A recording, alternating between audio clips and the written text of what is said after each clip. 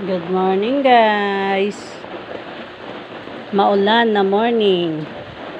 So kailangan ko ipasok ang aking mga halaman. Kasi pag nasobrahan sila sa dilig, nagkakarotrat po sila. At katulad nitong maliliit, parating pa lang ang mga flower. Yung mga puti na ito guys, na buds na nakita nyo sa spider plant, bulaklak po yan, flower.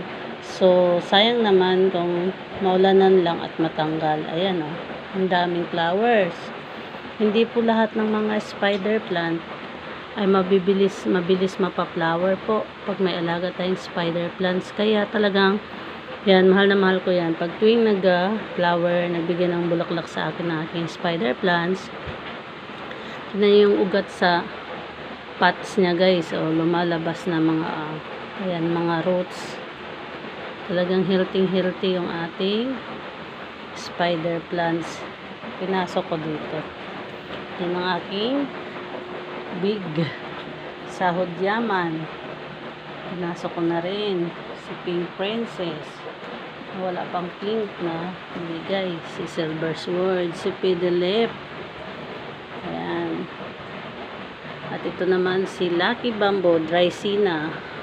Pinasok ko na po si Dracena kasi ayan, tumutulo na sa yung plato yung kanyang mga tubig, sobra-sobra na. Kasi kagabi pa umuulan, umaga na. Ayan si Ruby Red, bawal masobrahan. Sa dilig, pati si Moonshine, si Peace Lily, indoor plants. At itong aking, hindi ko pa nailipat yung aking rubber plant. Sa Tuesday ko na sila. I-show ko po sa inyo paano mag-harvest ng mga marcot.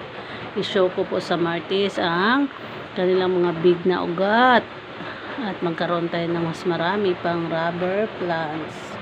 Ito ang kanilang mother plant.